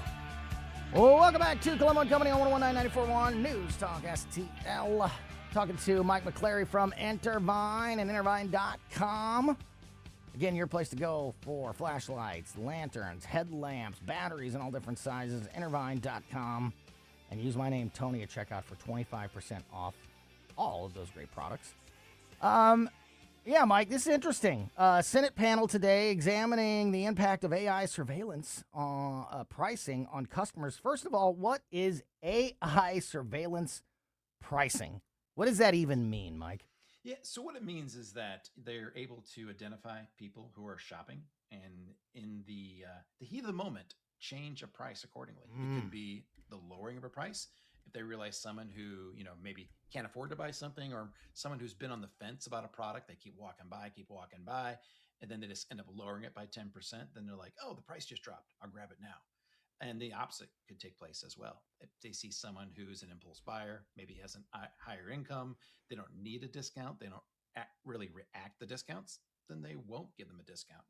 And so it's all about having the ability to adjust prices per person, which can already happen pretty easily on the internet based on everything they know. And we all get coupons in the email, right? That's probably why most people sign up for any company's mailing list to get coupons.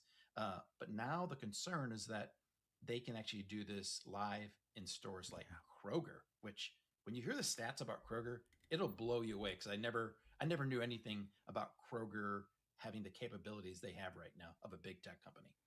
Yeah, and how many Krogers there are. Like, we had Krogers in St. Louis when I was a kid, but they're not really around anymore. But they in our area, but it's still a massive grocer across the country. And to your point, this years ago, even this before the AI, stuff really went crazy. I'm talking about 5 years ago, maybe even a little bit more than that. I remember watching a really well done documentary on YouTube about pricing, online pricing, and probably this is probably the beginning of this type of AI surveillance pricing, where and they got caught doing it. Retailers like Target, they got caught doing this and ended up getting sued and paid the price for it. That if you were at home and you went to the Target website, you may see a product for a different price on sale. But as soon as you got on Target's parking lot and your phone switched to the Target Wi-Fi, you would all of a sudden you'd get into Target and you'd say, wait a minute, I just saw this on your website and it was 20% off. Let me show you. Pull it up on your phone. And the price is different. Yeah, the non-sale price, because they were changing the price depending on your location. And once you were in the store, they had you because you're already there. I mean, right? Is that sort of what began this conversation? We only have like 5 minutes, so good luck. You're going to get me in trouble, by the way. I'm going to apologize to my wife. My wife has been for years taking screenshots of sale items, and I always used to laugh at her. I'm like, why are you taking a freaking screenshot? It's a website. You can visit anytime. She's like, it will change. Yes, she's right. And she's right. There's been a lot of times she's had to go back into Target specifically and said, here's the price right here, and it's not that back there. And she's, and God love her, she's saved us money that way. So yes, it has happened. There was also situations where the famous story about Target is they recognized that a young woman was pregnant before she did and gave her a promotion, I believe, on diapers. And they just knew that, hey, she was buying aspirin, she was buying, I don't know what, I don't know all these details, but all these different things that a person who is pregnant but may not realize it by. The analytics told the computers that she must be pregnant. Yeah. Wow. Exactly. What a scary story that is. And Kroger, they make over a third of their revenue. I think $1.5 billion in profit off of their AI analytics. A third of their profit, and they're a grocery store. And here's why these conversations are so important, is because you hear this story about changing the price of something depending on the customer. Like this person may pay more because the stores and the data and the AI have realized that they will pay more, that they're not motivated by sales, but this person, we probably need to charge them less because they are motivated by that sort of stuff, is really gross and underhanded, but I'm not sure it's illegal. And it feels like it should be. But that's why these conversations are so important, because we've never had to address these issues before. We need to get in front of them. That's why this Senate hearing is important today, even though I don't trust the United States Senate to get anything productive done. But, it's still good that at least they're talking about it, and it's good that we talk about it, because you need to understand these things and get ahead of the issue. Because if these corporations and government can get away with it, data stealing or manipulation with algorithms and things like that, they will do it. And we need to stop it. That's the key we always talk about. I mean, whether it's illegal or not, we want transparency so we can know, we can adjust, and the market can adjust. If we don't like what a store is doing, we can adjust and go somewhere else, and the market will take care of it. We only have a couple minutes left here with Mike McCleary from Intervine, talking AI, as we do every Tuesday with Mike. Is it a pie in the sky, unrealistic thought to say that cops can have body cameras and we can have, security cameras in certain places for the strict purpose of safety?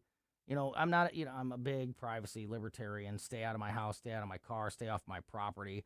But I don't mind, a security camera. I do mind if you're spying on me. I do mind if you're stealing my data. I do mind if you're tracking my movements and all of these things.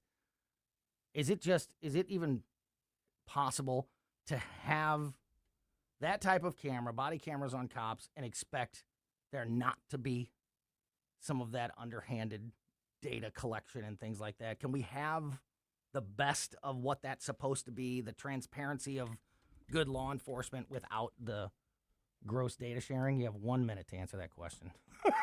We can, we absolutely can have it. It all comes down to, do we have the will to actually enforce it? Yeah. We have laws that cover every single possible illegal activity could ever occur. We just choose not to enforce it right now in so many different situations. And this is one of those. We just need to come together, have transparency on what they're doing, decide what we do and don't want them to do, and then have a trusted group. And that's the hard part, who watches over this. And I think it's a combination of commercial, public, and maybe government all together doing oversight of this and making sure that we all know what's going on and we can just see what's happening. Because I do think we can do this. And I'm with you. I want security above everything, but I'm not going to give up all my freedom because of that. Yeah. Amen. Mike McCleary from Intervine and Intervine.com. Great stuff as always, my friend. Great conversation. Look forward to continuing it again very, very soon. In the meantime, have a great rest of your day, and we'll talk to you again soon. You too. Thanks, guys. Yeah, awesome stuff there. Mike McCleary from Intervine. And we're about to hand it off to the Tim Jones and Chris Arp show. But don't forget, I'll be back here at 7 p.m. along with Vic Porcelli for a live special election coverage up to the minute election results. Keeping an eye on all the important races happening in our area and some of the important races happening around the country. Join us tonight at 7 p.m. for our live election coverage, and keep it here for Tim and Chris next. I'm Bill Eigel. I'm a no on data centers. Last year, when a new hyperscale data center was up for a vote in St. Charles City, I'm the only candidate for county executive who stood with you